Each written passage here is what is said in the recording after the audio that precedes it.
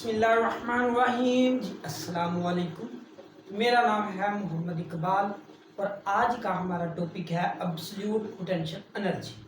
तो आज हम सीखेंगे कि एब्सोल्यूट पोटेंशियल एनर्जी क्या होती है और उसका रिलेशन ड्राइव करेंगे। ठीक है, तो इंशाल्लाह मैं इस तरह समझाऊंगा आपको कि आपको किसी किस्म की भी कोई भी कन्फ्यूजन ना होगी।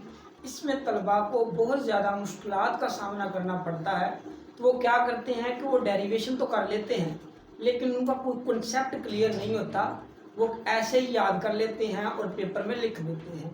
तो मैं अकेले अकेले पॉइंट को इस तरह समझाऊंगा कि इंशाल्लाह आपको समझ आ जाएगी। ठीक है, तो सबसे पहले अगर आपने मेरा चैनल सब्सक्राइब नहीं किया तो सब्सक्राइब कर लें और बेल आइकन का बटन दबा दीजिए ताकि मेरी आने वाली वीडियो का नोटिफिकेशन आपको मिलता रहे।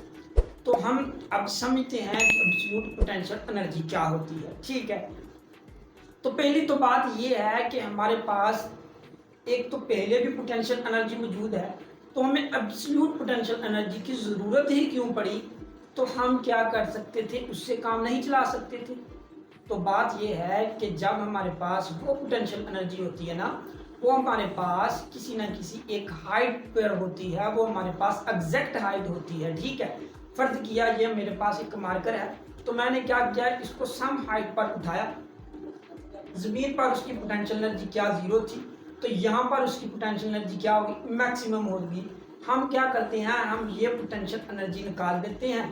वो हमारे पास कौन सा फार्मूला होता है, वो mgh का होता है। ठीक है, बॉटम पर इसकी पोटेंशियल एनर्जी जीरो होती है और जब हम इसको सम हाइट पर ले लेते हैं तो इसकी पोटेंशियल एनर्जी मैक्सिमम हो जाती है। तो उस फार्मूले की मदद से हम mgh वाले फार्मूले की मदद से इसकी पोटेंशियल एनर्जी निकाल लेते हैं। ठीक है, और दूसरी बात यह है कि इसमें आपका जो g होता है, जो ग्रेविटेशनल एक्सेलरेशन होता है, वो आपका क्या होता है, वो कांस्टेंट होता है। ठीक है, तो इसकी हमें क्या ज़रूरत पड़ी, इसकी हमें ज़रूरत इसलिए पड़ी क्योंकि फ़र्ज किया कि आप एक कमरे में हैं, उस पर टेबल पड़ा हुआ है। ठीक है, तो आपने क्या देखना है कि आपने आपके सर पर पंखा लगा हुआ है, छत के ऊपर पंखा लगा हुआ है, आपने उसकी हाइट देखनी है। एक और मैन आपके पास आ जाता है, वो कहता है, आप उसे कहते हैं कि मेरी हाइट बताएं क्या है। तो वो जब वो रेफरेंस लेगा, किसको, टेबल को रेफरेंस लेगा, तो आपको कहेगा कि आपकी हाइट क्या है, mgh1 है। ठीक है, एक और दूसरा शख्स आया, उसको आप कहते हैं कि मेरी हाइट बताएं क्या है। तो वो क्या करता है, वो रेफरेंस किसको ले लेता है, अर्थ को ले लेता है। वो कहता है कि नहीं जी, mgh हाइट नहीं है, तो mgh2 हाइट है। ठीक है, तो इन दोनों में करेक्ट आंसर कौन सा है? तो इन दोनों में करेक्ट आंसर दोनों ही है, पहले वाला भी करेक्ट है, दूसरे वाला भी करेक्ट है। ठीक है, तो दोनों ही आंसर आपके करेक्ट हैं। एक थर्ड पर्सन आएगा, वो क्या करेगा, वो किसी और चीज़ को रेफरेंस पॉइंट ले लेगा, तो उसकी मदद से आपको क्या बताएगा, उसकी हाइट बताएगा। ठीक है, तो इसलिए क्योंकि इस पर हमें क्या होती है, एक एग्जैक्ट पोजीशन मालूम नहीं होती कि हम रेफरेंस पॉइंट किसको लें और हमारी हाइट क्या होती है, तो इसलिए हम एब्सोल्यूट पोटेंशियल एनर्जी को इस्तेमाल करते हैं। ठीक है, तो मान लेते हैं जी, फर्ज किया हमारे पास क्या है, हमारे पास एक मास है m1, एक मास है m1 मान लेते हैं, कोई भी मास है, पॉइंट A है,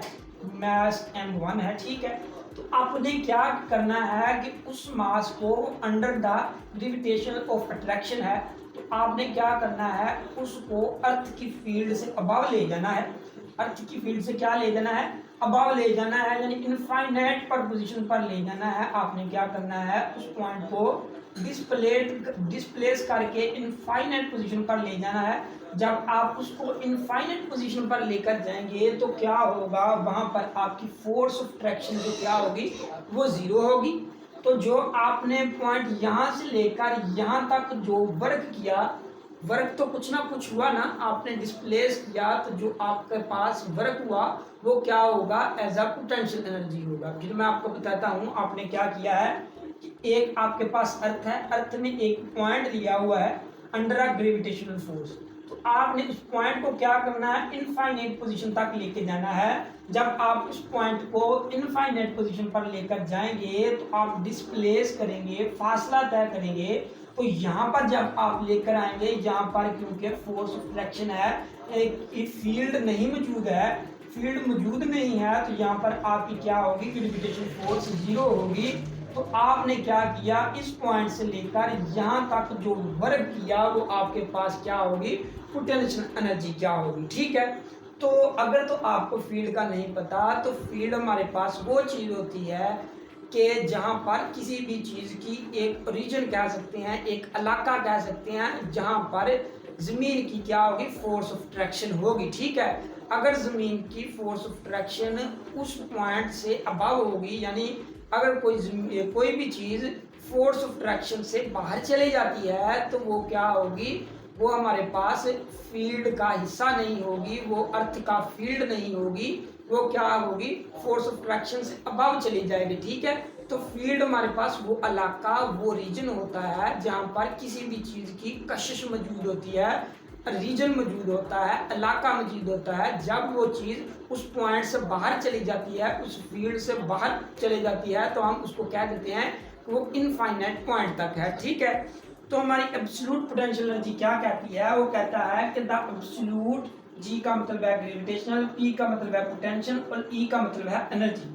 तो क्या कहता है कि the absolute gravitational potential energy of an object at a certain position पर in the work done by GF का मतलब है gravitation force in displace the object from that position to infinite where the gravitation force become zero. तो यही हमने एक बात की है, वो भी यही बात कर रहा है कि एक पॉइंट है, आपने उसको यहाँ से यहाँ पर ले जाना है, आपने डिस्प्लेस करवाया, तो यहाँ पर उसकी क्या होगी, ग्रेविटेशन फोर्स जीरो होगी। आपने जो वर्क डन किया वो आपके पास क्या होगी, वो एब्सोल्यूट पोटेंशियल एनर्जी होगी। ठीक है, तो अब हम चलते हैं कि फर्ज किया अगर आप दो पॉइंट ले लेते हैं फील्ड के अंदर। ठीक है, एक पॉइंट हमने क्या किया, ये माना कि हमारा ए पॉइंट है, एक माना कि ये हमारे पास क्या है, बी पॉइंट है। ठीक है, ये ए पॉइंट है, ये बी पॉइंट है। तो आपने क्या किया, पॉइंट ए से लेकर पॉइंट बी तक कुछ ना कुछ वर्क किया। ठीक है, तो जो पोटेंशियल डिफरेंस होता है ना बिटवीन टू पॉइंट के दरमियान, वो क्या होता है, वर्क के बराबर होता है। पोटेंशियल डिफरेंस क्या होता है, दो पॉइंट के दरमियान जो पोटेंशियल डिफरेंस होता है वो वर्क के बराबर होता है। कैसे फर्ज किया कि ये हमारा पॉइंट है, यहाँ पर हमने क्या किया, 10 जोड़ ले लिया, आपका क्या हो गया, पोटेंशियल एनर्जी होगी। इसी तरह ये आपने यहाँ से लेकर यहाँ तक क्या किया, वर्क किया, तो 5 जोड़ आपने वो वर्क कर लिया। ठीक है, तो पॉइंट ए से बी तक आपने क्या किया, वर्क किया, 10 जोड़ पॉइंट ए था जो उसका था, और 5 जोड़ वो है जो आपने वर्क किया, और पॉइंट बी तक जब आप पहुंचे तो आपके पास टोटल कितना आ गया, वो हमारे पास आ गया 15 जूल आ गया। ठीक है, तो अब क्या करना है, आप इनका पोटेंशियल डिफरेंस निकालें, 15 में से 10 निकालें, वो हमारे पास क्या होगा, वो हमारे पास होगा 5 जूल। ठीक है, तो यही तो बात की कि जब आप पॉइंट ए और बी के दरमियान पोटेंशियल डिफरेंस निकालते हैं, तो जो उनका पोटेंशियल डिफरेंस होता है वो वर्क के बराबर होता है। ठीक है, तो हमने क्या किया, हमने निकाला, एक पॉइंट यहाँ पर ए लिया था, एक पॉइंट बी लिया था। ठीक है, माना कि इसका मास m1 है, इसका मास m2 है, इसकी कुछ वेलोसिटी है vi कह लें, इसकी कुछ वेलोसिटी है, उसको vf कर लें। ठीक है, तो आपने क्या मालूम करना है, वर्क मालूम करना है। तो आप जानते हैं कि वर्क पर यूनिट मास आपका किसके बराबर होता है, VFI - VI, यानी potential difference between two point के दरमियान आपका क्या होता है, वर्क पर यूनिट मास आपका potential difference between two point के बराबर होता है। ठीक है, तो ये बातें बताने का एक कोई लॉजिक है, आपको लॉजिक समझ आ गया तो आपको किसी किस्म की कंफ्यूजन ना होगी। ठीक है, हमने क्या किया, हमने पोटेंशियल डिफरेंस निकाला बिटवीन टू पॉइंट के दरमियान, वर्क पर यूनिट मास आपका किसके बराबर होता है, potential difference between two point. ठीक है, तो एक आपने क्या किया, एक और पॉइंट लिया, यानी आपने क्या किया, इनफाइनाइट से यहाँ तक मूव करके आना है। ठीक है, इनफाइनाइट से यहाँ तक मूव करके आना है, तो क्या होगा कि हमने क्या किया, वर्क पर यूनिट मास लिया। ठीक है, जो हमारी इनिशियल पोजीशन है वो क्या है, इनफाइनाइट है, वो इज इक्वल टू जीरो है क्योंकि इनफाइनाइट है, इनफाइनाइट है। तो क्या होगा, इसकी जगह हम जीरो पुट करेंगे तो वर्क पर यूनिट मास आपका क्या आ गया, इसके बराबर आ गया। वी एफ का मतलब है फाइनल पोटेंशियल डिफरेंस, ये वेलोसिटी नहीं है, ये पोटेंशियल डिफरेंस है, ठीक है, पोटेंशियल है, ये पोटेंशियल डिफरेंस था, ये पोटेंशियल है। तो वर्क पर यूनिट मास आपका किसके बराबर आ गया, पोटेंशियल के बराबर आ गया। कौन सा पोटेंशियल, अगर आपने इस पॉइंट पर वर्क कैलकुलेट करना है तो आपका वर्क पर यूनिट मास किसके बराबर होगा, वो पोटेंशियल के बराबर होगा, ठीक है, अगर आपने एक पॉइंट पर कैलकुलेट करना है। तो आपके माइंड में एक बात चल रही होगी, वो कौन सी बात है, वो ये बात है कि आप कहेंगे सर हमारी बुक में ये है कि हमने क्या करना है, हमने एक पॉइंट से इनफाइनाइट तक मूव करना है। तो आप तो क्या कर रहे हैं, इनफाइनाइट से एक पॉइंट तक मूव कर रहे हैं। तो बात ये है कि हमारे पास क्या होता है, जो हमारे पास एक फील्ड होती है ना, ग्रेविटेशनल फील्ड, वो एक कंजर्वेटिव फील्ड होती है। इसका क्या मतलब है, इसका मतलब ये है कि फर्ज किया आपके पास एक पॉइंट ए है, एक पॉइंट बी है, आपने यहाँ से यहाँ तक मूव करके आपने क्या किया, वर्क डब्ल्यू तय किया, ठीक है। आपने फिर यहाँ से यहाँ तक मूव करके गए तो आपने क्या किया, माइनस वर्क किया, यानी जिस पॉइंट से आपने वर्क शुरू किया था फाइनल उस पॉइंट तक आ गए। तो अब जब इसका सम करेंगे, वर्क माइनस वर्क होगा, एक प्लस का होगा, तो ये आपके पास क्या होगा, जीरो होगा, ठीक है। तो अगर आप पॉजिटिव वर्क लेंगे, ठीक है, तो पॉजिटिव वर्क लेंगे तो आपका पोटेंशियल डिफरेंस क्या आएगा, पॉजिटिव आएगा, ठीक है। लेकिन जो आपकी बुक वाले हैं उन्होंने क्या हुआ है, वर्क पर यूनिट मास आपका किसके बराबर होता है, पोटेंशियल डिफरेंस के बराबर होता है। अगर तो आप वर्क पॉजिटिव लेंगे तो हमारे पास ये वाला एक्सप्रेशन आएगा, लेकिन अगर आप वर्क नेगेटिव लेंगे तो इसकी जगह, पॉजिटिव की जगह यहाँ नेगेटिव लग जाएगा। ये दोनों बातें ठीक हैं, ठीक है। तो आपने क्या करना है, आप एक पॉइंट से इनफाइनाइट तक मूव करके जाएं तो आपके पास क्या होगा, वर्क नेगेटिव होगा। अगर आप इन्फिनिटी से किसी पॉइंट तक मूव करके आए तो आपके पास क्या होगा, वर्क पॉजिटिव होगा, ठीक है। ये बात आपकी समझ में आ गई। तो एक इसमें ये पॉइंट होता है कि बच्चे पूछते हैं कि सर हम जीरो को क्यों ही कंसिडर करते हैं, जो हमारा जीरो पॉइंट है ना, ये माना कि हमने पॉइंट यहाँ से यहाँ तक मूव करके जाना है, एक पॉइंट से यहाँ इनफाइनाइट तक मूव करके जाना है, तो इनफाइनाइट क्या है, कि जीरो है। यहाँ आपने इनफाइनाइट से एक पॉइंट तक मूव करके आना है तो जीरो से आप मूव करके आए, तो हम जीरो ही क्यों कंसिडर करते हैं। तो बात ये है कि मैं आपको एक छोटी सी एग्जाम्पल देता हूँ। फर्ज किया हमारे पास एक रूम है, ठीक है, तो उसमें क्या है, बहुत सारा नंबर्स ऑफ बॉयज हैं, बहुत ज़्यादा नंबर ऑफ बॉयज हैं, हमें नहीं पता उनकी क्या अमाउंट है, ठीक है। एक शख्स बाहर डोर पर खड़ा हुआ है, उस पर एक आदमी आता है, वो उनसे पूछता है कि जो अंदर बॉयज हैं उनकी तादाद क्या है। तो वो कहता है कि मुझे इनकी तादाद मालूम नहीं है। तो जो इसके पास आदमी खड़ा होता है वो कहता है कि मैं आपको सलूशन बताता हूँ इसका, कि आप इस तरह करें, या तो आप सबको बाहर निकाल लें, ठीक है, वन बाय वन सबको कैलकुलेट कर लें, बाहर निकाल लें, यानी जब आपने सबको बाहर निकाला तो अंदर वाला पोर्शन आपका कमरा खाली हो गया, जीरो हो गया। तो जब आपने सबको क्या किया, बाहर निकाला, वन बाय वन कैलकुलेट किया, तो आपको अमाउंट उसकी मालूम हो जाएगी। तो दूसरा प्रोसेस आपके पास ये है कि पहले तो आपने क्या किया, सबको बाहर निकाल लिया, तो वो आपके पास अंदर अमाउंट ऑफ जीरो होगी तो तब कैलकुलेट कर लेंगे।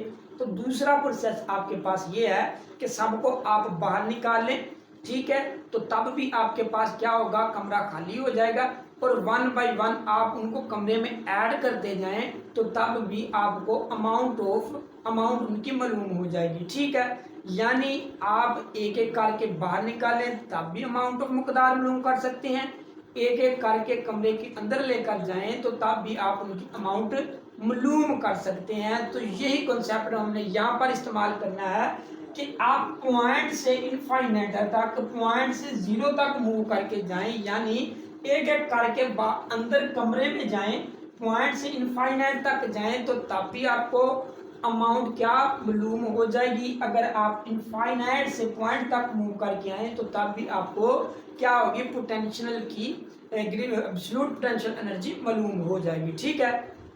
तो ये बात आपको समझ आ गई। अब हम चलते हैं हमारे इस पिक्चर की तरफ कि ये हमारी पिक्चर क्या कहती है। तो ये देखें जी, ये हमारे पास क्या है, एक अर्थ है, इसका ओरिजिन हमारे पास क्या है, ओ है। तो हमने क्या करना है कि हमने इस पर आपने मालूम करना है r1, इसका मान लिया कि ये हमारे पास एक मास पड़ा हुआ है, उसका डिस्टेंस है r1, और एक हमारे पास 2 मास पड़ा हुआ है, उसका डिस्टेंस हमारे पास है r2। अगर हम इनमें चेंज मालूम करना चाहते हैं, r2 को r1 से माइनस कर देंगे तो हमारे पास चेंज आ जाएगी, ठीक है। अगर हम इसी तरह एक हमारे पास क्या हो गया, थर्ड मास मालूम करना चाहते हैं, यहाँ पर आप क्या मालूम करना चाहते हैं, डिफरेंस इनका मालूम करना चाहते हैं, तो आप r3 में से r2 निकाल देंगे। इसी तरह अब अगर आप 4 वाले मास पर डिफरेंस मालूम करना चाहते हैं तो r4 में से r3 निकाल देंगे, और इस तरह आप इनफाइनाइट तक चले जाएंगे, ठीक है। तो जब आपने क्या किया, ओरिजिन से r.1 तक फासला तय किया, तो क्या होगा कि आपके पास जो ग्रेविटेशनल फोर्स होगी वो आपके पास कांस्टेंट नहीं होगी, ठीक है। कांस्टेंट क्यों नहीं होगी, क्योंकि हमने 5 चैप्टर 9 क्लास का पढ़ा हुआ है, आई थिंक 5 चैप्टर है, जिसमें हमने ये पढ़ा हुआ है कि विद द एल्टीट्यूड के साथ ग्रेविटेशनल फोर्स आपकी कम होती जाती है, ठीक है। तो हम क्या करेंगे, जो आपका r1 है वो क्या है, उसकी आपके पास क्या होगी, ग्रेविटेशनल फोर्स कुछ और होगी। r2 जो होगा उसके पास आपकी क्या होगी, ग्रेविटेशनल फोर्स कुछ और होगी। तो अगर हमारे पास ग्रेविटेशनल फोर्स अलग-अलग होगी तो हमको इसको क्या करना होगा, डील करना मुश्किल हो जाएगा। तो हम क्या करेंगे, हम इस पर वर्क मालूम करना चाहते हैं। इसका मतलब क्या हुआ कि अगर आप वर्क मालूम करना चाहते हैं तो आपकी यहाँ पर ग्रेविटेशनल फोर्स क्या है, वेरिएबल है, यानी हर पॉइंट पर चेंज हो रही है। तो हमने work done along a variable force पढ़ा हुआ है, उसमें हम क्या करते थे, उसमें हम इसको छोटे छोटे पैचेज में डिवाइड कर लेते थे। जब हम इसको छोटे छोटे पैचेज में डिवाइड कर लेते थे तो हम एक एक पैचेज को इस तरह लेते थे कि वो हमारे पास एक स्ट्राइट पाथ आ जाता था, उस पर एक फोर्स कांस्टेंट हो जाती थी, और उन सब को ऐड कर लेते थे वर्क को, और हमारे पास एक टोटल वर्क आ जाता था, ठीक है। तो ये हमने क्या करना है, यही प्रोसेस इसमें करना है। तो एक बात आपने याद रखनी है कि जो आपके पास मास है ना, जो कोई भी आपने मास लेना है under a field of gravitational, तो आपको क्या करना है कि उसको एक्सेलरेट नहीं होने देना। एक्सेलरेट होने का मतलब क्या है, इसका मतलब ये है कि फर्ज किया अगर आपका मास एक्सेलरेट होगा, अगर उसमें एक्सेलरेशन मौजूद होगा, इसका मतलब है कि आपकी उसमें भी वेलोसिटी भी होगी, ठीक है। वेलोसिटी इंक्रीजिंग डिक्रीजिंग हो रही होगी। अगर आपकी वेलोसिटी चेंज हो रही होगी, इसका मतलब ये है कि आपकी जो पोटेंशियल एनर्जी है ना, वो काइनेटिक एनर्जी में चेंज हो रही होगी, ठीक है। वो कैसे चेंज हो रही होगी, क्योंकि हमने पढ़ा हुआ है कि energy nether be destroyed nether be nor be created. Energy को ना तबाह किया जाता है ना ही फना किया जाता है, एनर्जी एक शेप से दूसरी शेप में चेंज हो जाती है। तो क्या करेंगे, जब आपके पास एक्सेलरेशन होगा तो आपके पास क्या होगा, वेलोसिटी भी होगी। अगर उसके पास वेलोसिटी इंक्रीज हो रही होगी तो इसका मतलब ये है कि आपकी जो पोटेंशियल एनर्जी है वो काइनेटिक एनर्जी में तब्दील हो रही होगी। अगर आपकी पोटेंशियल एनर्जी काइनेटिक एनर्जी में तब्दील होगी तो आप क्या करेंगे, पोटेंशियल एनर्जी की जो आप वर्क डन हुआ है किसी भी पॉइंट पर तो आप उसकी एग्जैक्ट लोकेशन और पोजीशन मालूम नहीं कर सकेंगे, ठीक है। मैं आपको फिर एक बात बता देता हूँ कि आपने क्या करना है कि आपने कोई भी मास लिया हुआ है उसमें आपने एक्सेलरेशन को काउंट नहीं करना, एक्सेलरेट नहीं होने देना। अगर कोई भी आपके पास मास एक्सेलरेट होगा तो उसकी वजह से वेलोसिटी इंक्रीज हो जाएगी। अगर आपके पास वेलोसिटी इंक्रीज होगी तो इसका मतलब ये है कि पोटेंशियल एनर्जी काइनेटिक एनर्जी में तब्दील होगी। अगर आपकी पोटेंशियल एनर्जी काइनेटिक एनर्जी में तब्दील होगी तो आप full amount of potential energy नहीं हासिल कर सकेंगे, यानी आपको एग्जैक्ट पोजीशन और लोकेशन का मालूम नहीं होगा। तो आपके इसका मतलब है कि आपके पॉइंट ढूंढने में एरर आ जाएगा। तो आपने बॉडी को क्या करना है, एक्सेलरेट नहीं होने देना, ठीक है। तो अब हम चलते हैं हमारी डेरिवेशन की तरफ। तो क्या करना है कि फर्स्ट किया हमारे पास फर्स्ट डिस्टेंस r1 है, दूसरा डिस्टेंस हमारे पास क्या है, r2 है। तो हमारे पास जो चेंज आई R2 माइनस R1 आई, ठीक है। तो अब हम इसको रेज कर देते हैं और इस पिक्चर को इस्तेमाल करके हम डेरिवेशन करेंगे।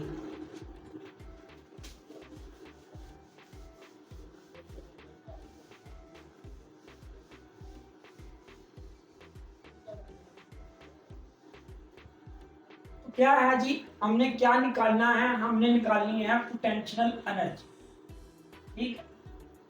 वो कहां से लेकर 1 से लेकर इनफाइनाइट तक हमने क्या निकालनी है, पोटेंशियल एनर्जी निकालनी है।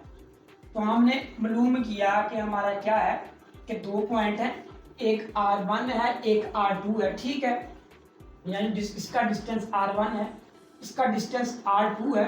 अगर मैं R मालूम करना चाहता हूं कि फर्ज किया कि एक का कितनी अमाउंट ऑफ मकदार है, कितनी अमाउंट है, कितनी क्वांटिटी है, तो हम क्या करते होते हैं कि हम दोनों की एवरेज ले लेते होते हैं। हमारे पास 2 मास है तो उनकी एवरेज ले लेंगे और उनको 2 पर डिवाइड कर देंगे। अगर हमारे पास 3 होते तो हम 3 को ऐड करते और 3 पर डिवाइड करते, यानी उनकी एवरेज ले लेते, तो हमारे पास R1 एक सिंगल आ जाता है, ठीक है। यानी हम क्या करेंगे, हम R मालूम करना चाहते हैं तो R1 प्लस R2 इनको 2 पर डिवाइड कर देंगे, ठीक है।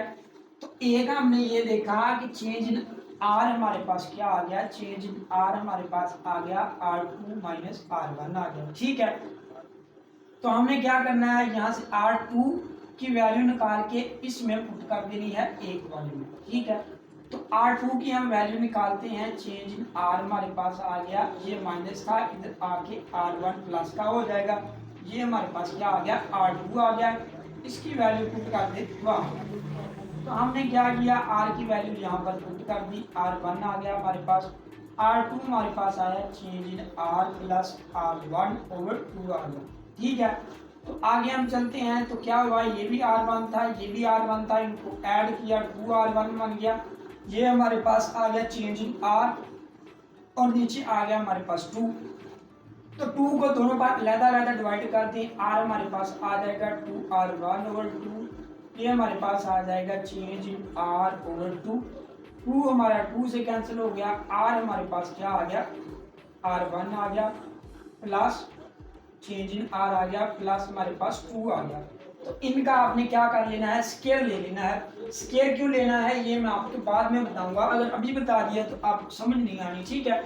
आपने क्या किया, इनका स्केयर ले लिया, R का स्केयर ले लिया, और जब इसका भी स्केयर ले लेना है और इसका भी स्केयर ले लेना है, इसको आप ओपन करेंगे तो ये हमारे पास आ जाएगा A का स्केयर प्लस हमारे पास आ जाएगा B का स्केयर, ठीक है, और प्लस हमारे पास आ जाएगा 2A और B, ये हमारे पास क्या आ गया, एक्सप्रेशन आ गया।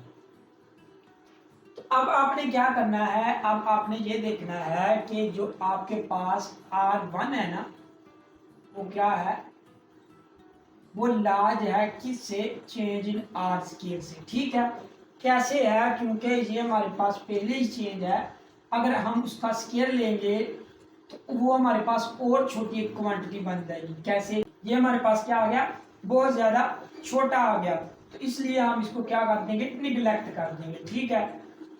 तो हमारे पास क्या आ जाएगा, R2 स्केयर आ जाएगा, R1 स्केयर आ जाएगा, इसकी जगह हम निगलेक्ट पुट करेंगे यानी 0 पुट करेंगे, तो ये हमारे पास सारा फैक्टर 0 हो जाएगा। आगे हमारे पास 2 से कैंसिल हो जाएगा और प्लस हमारे पास R1 आ जाएगा, चेंज इन R आ जाएगा, ठीक है। ये हमारे पास आ गया एक्सप्रेशन नंबर 2। अब हमने क्या करना है, अब हमारे पास चेंज इन R मौजूद है तो इसकी वैल्यू इसमें पुट कर दें, यानी आपके पास R2 आ जाएगा, R1 स्केयर आ जाएगा प्लस R1 आ जाएगा, चेंज इन R, R2 आ गया माइनस R1 आ गया, ठीक है। तो हमारे पास क्या हो गया, R2 आ गया, R1 स्केयर आ गया प्लस R1, ये R2 आ गया minus plus minus minus R1 यहाँ था, R1 यहाँ था, इसमें R1 का क्या आ गया, स्क्वायर आ गया। तो ये हमारे पास इसके साथ कैंसिल हो गया, यानी R2 आपका किसके बराबर आ गया, R1 और R2 के बराबर आ गया, ठीक है। तो ये हमने क्या निकाल लिया, R2 आपका डिस्टेंस निकाल लिया। अब हमने कैलकुलेट क्या करना है, हमने तो कैलकुलेट करनी है फोर्स। वर्क कैलकुलेट करना है। तो वर्क आपका किसके बराबर है? पोटेंशियल एनर्जी के बराबर है। ठीक है, तो आपने क्या करना है? वर्क कैलकुलेट करना है। तो वर्क का हमारे पास फार्मूला होता है W F dot D cos theta. ठीक है, ये हमारे पास क्या होता है? cos थीटा होता है। यहाँ पर हमारे पास डिस्टेंस क्या है? वो चेंज इन r है। तो इसकी जगह हम क्या लिख लेंगे? F हमारे पास आ जाएगा चेंज इन r, और cos हमारे पास क्या आएगा? वो हमारे पास 180 आएगा। 180 कैसे आएगा? 180 ऐसे आएगा कि आपकी जो फोर्स ऑफ ट्रैक्शन है, ग्रेविटेशन फोर्स ऑफ ट्रैक्शन, वो डाउनवर्ड है, और डिस्टेंस आप ऊपर की तरफ कवर करने हैं, तो उनके दरमियान एंगल क्या बनेगा? 180 का। और कोस 180 आपके पास -1 के बराबर होता है। तो वर्क आपका किसके बराबर आ गया? -F चेंज इन R के बराबर आ गया। ठीक है, तो F हमारे पास कौन सी चीज है? F जो हमारे पास होती है ना, ये हमारे पास क्या होती है? ये हमारे पास फोर्स होती है जो M1 और M2, और यहाँ पर हमारे पास क्या होता है? R का स्केल होता है। यानी आपकी फोर्स डायरेक्टली प्रोपोर्शनली होती है the mass between 2 point, and inversely proportionally होती है to the scale of distance between 2 point. यानी एक हमारे पास मास M1 है, एक आपके पास M2 है, उनके दरमियान क्या है? हमने फोर्स मालूम करनी है। तो उनके पास ये वाला फार्मूला लगेगा। जी हमारे पास ग्रेविटेशन कांस्टेंट है। ठीक है, तो आर हमारे पास क्या है? हम आर हमारे पास वो डिस्टेंस है जो दोनों पॉइंट के दरमियान है। तो ये हमारे पास आ गया। अब एक हमारे पास चेंज इन आर है। चेंज इन आर की वैल्यू हमारे पास यहाँ लिखी हुई है, ये है कि चेंज इन आर आपका किसके बराबर होता है? चेंज इन आर आपका R2 माइनस R1 के बराबर होता है। तो आपने क्या करना है? ये जो आपके पास थर्ड वाली इक्वेशन आई है, इसमें ये वाली वैल्यू और ये वाली वैल्यू दोनों पुट कर देनी है। ठीक है, तो हमने क्या किया? दोनों वैल्यू पुट की। हमारे पास फोर्स क्या आ गई? फोर्स हमारे पास आ गई -G M1, और दूसरा हमारे पास है R², और साथ हमारे पास आ गया R2 माइनस R1। ठीक है, तो हमारे पास क्या आ गई? फोर्स बराबर आ गई -G M1, ये हमारे पास दोनों कांस्टेंट है, इनको बाहर रख लिया। तो यहाँ पर आपके पास R² आ गया। तो R², अब मैं आपको बताता हूँ क्यों लिया है। R² की वैल्यू हमें यहाँ पर चाहिए थी, इसलिए हमें ये सारी कैलकुलेशन करनी पड़ी, क्योंकि R² की वैल्यू यहाँ हमें यहाँ पर चाहिए थी। तो R² की जगह आपने ये पुट कर देना है R1 और R2, यानी आपके पास R1 आ गया और R2 आ गया। तो ये तीनों आपके पास कांस्टेंट है, R1 और R2, इसके साथ क्या हो जाएंगे? डिवाइड हो जाएंगे। R2 आ गया, R1 आ गया, R1 R2 आ गया। इसी तरह आपकी फोर्स क्या आ गई? वो हमारे पास आ गई G M1 M। ठीक है, आप क्या करें? लैदा डिवाइड कर दें दोनों साइड पर। R1 R2 माइनस R1 और R1 R2 आ गया। तो ये इसके साथ कैंसिल हो गया, ये R1 इसके साथ कैंसिल हो गया। तो हमारे पास फोर्स क्या बची? वो हमारे पास बची -G small m big M, और ये हमारे पास 1/R1 और -1/R2 बची। ठीक है, तो ये हमारे पास फोर्स आ गई जो 2.2 मास के दरमियान थी। ठीक है, अगर तो आप थर्ड वाले मास के दरमियान, फोर्थ 2 वाले मास के दरमियान मालूम करना चाहते हैं, तो इसी तरह वो भी आप निकाल लेंगे। ठीक है, वो हमारे पास क्या आएगी? वो हमारे पास क्या आएगी? सॉरी, ये हमारे पास फोर्स इसमें पुट कर दी, तो ये हमारे पास क्या है? ये वर्क है। ये वर्क आ रहा है हमारे पास। ये क्या है? हमारे पास आ रहा है वर्क।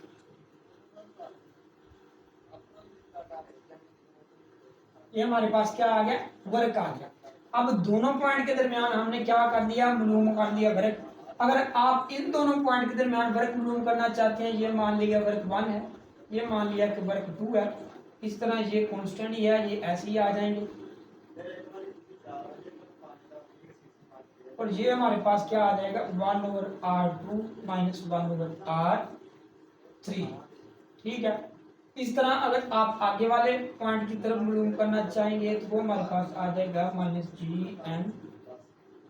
-GM1/R3 -1/R4। ठीक है, इस तरह आप चलते जाएं, इनफाइनाइट तक पहुंच जाएं, तो वर्क हमारा क्या होगा, वर्क हमारा होगा n-1। ठीक है, और कहां तक, n-1 आपका इंफिनिटी तक होगा, n-1 इंफिनिटी तक होगा। ठीक है, तो ये आप लिख लें जी एम, ये हमारे पास आएगा G small M capital M. One हमारे पास क्या आएगा, आर हमारे पास आएगा n-1 से लेकर -1/R(n). ठीक है, ये हमारे पास क्या आ गया, वो वर्क आ गया। अब हमने क्या करना है, सबको कर देना है ऐड। वर्क मालूम करना है तो क्या कर देंगे, वर्क 1 कर देंगे, वर्क 2 कर देंगे, वर्क 3 कर देंगे, और इसी तरह वर्क n की तरह हमारे पास क्या आ जाएगा, ये ऑप्शन आ जाएगा n-1 और n तक। ठीक है, तो सबको हमने ऐड कर देना है। अब ऐड करें तो ठीक है, यहाँ पर जगह कम है, मैं इधर दोबारा लिखता हूँ, इसको रेज कर देते हैं।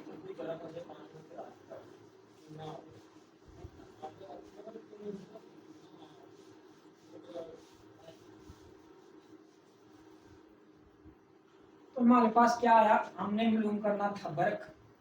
वर्क W1 हमारे पास क्या है, वो ये है। ठीक है, हम क्या करेंगे, इनको ऐड कर देंगे -GM/M।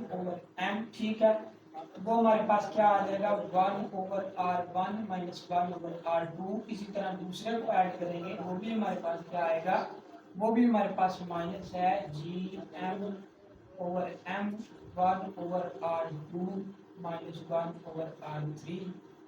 इस तरह हम और ऐड करेंगे, वो हमारे पास आ जाएगा GM/M 1/R3 -1/R4। तो इस तरह आपने क्या कर लेना है, आगे भी इसको क्या करेंगे, प्लस करेंगे, वो इनफाइनाइट तक, वो हमारे पास क्या आएगा, -GM/M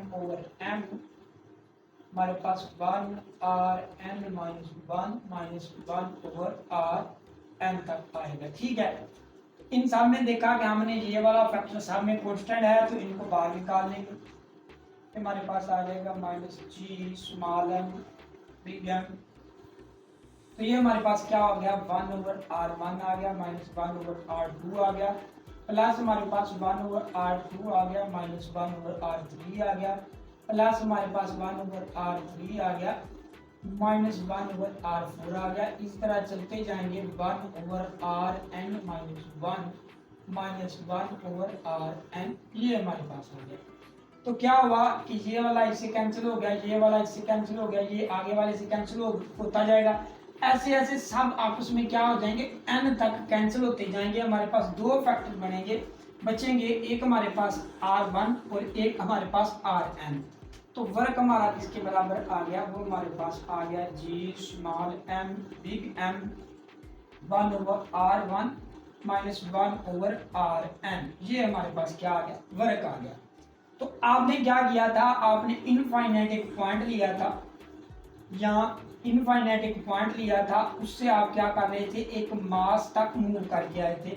यहाँ आप एक मास पॉइंट लिया था, उस पॉइंट से आप इनफाइनाइट तक मूव करके गए थे, तो वहां पर आपका क्या था, डिस्टेंस 0 हो गया था। ठीक है, तो आपने क्या किया कि जब आप इनफाइनाइट तक पहुंच गए, तो आपने R/n की जगह आपने यहाँ पर क्या पुट कर दिया, 1/इन्फिनिटी। 1/इन्फिनिटी हमारे पास इन्फिनिट 0 होता है, तो इसकी जगह हमारे पास क्या आ जाएगा, वर्क हमारे पास आ जाएगा -GM1/R आ जाएगा, और ये 0 हो जाएगा, तो 0, यानी हमारे पास क्या बचेगा, हमारे पास ये बचेगा -GM/M, और नीचे हमारे पास क्या आ जाएगा, R आ जाएगा। ठीक है, ये हमारे पास क्या आ गया, वर्क। और वर्क और पोटेंशियल डिफरेंस दोनों बराबर होते हैं, तो हम ये लिख लेंगे, आपके पास पोटेंशियल डिफरेंस क्या बराबर आ गया, -G, और पोटेंशियल एनर्जी आपके पास आ गई M/M, और नीचे आपका क्या आ गया, R आ गया। तो ये एक्सप्रेशन हमें क्या शो कर रहा है, ये एक्सप्रेशन हमें ये शो कर रहा है कि जैसे जैसे आपका डिस्टेंस इंक्रीजिंग हो रहा है ना फ्रॉम द अर्थ से, जैसे जैसे आपका डिस्टेंस इंक्रीज हो रहा है तो आपकी जो पोटेंशियल एनर्जी है वो भी क्या हो रही है, इंक्रीज हो रही है। ठीक है, मतलब क्या, यहाँ नेगेटिव साइन क्या शो कर रहा है।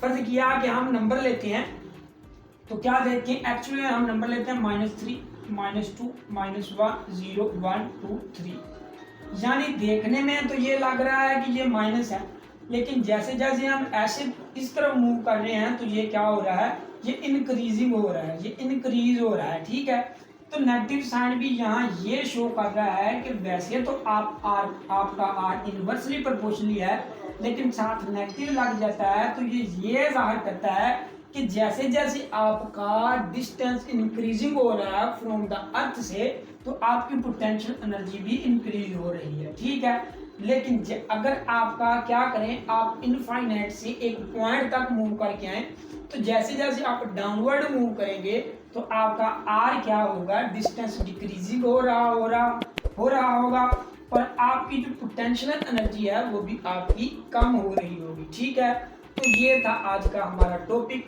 जिसमें हमने एब्सोल्यूट पोटेंशियल एनर्जी मालूम करनी थी। ठीक है, तो उम्मीद है आपको समझ आ गई होगी। अगर किसी किस्म की भी कन्फ्यूजन है तो आप कमेंट सेक्शन में कमेंट कर सकते हैं। अल्लाह हाफिज।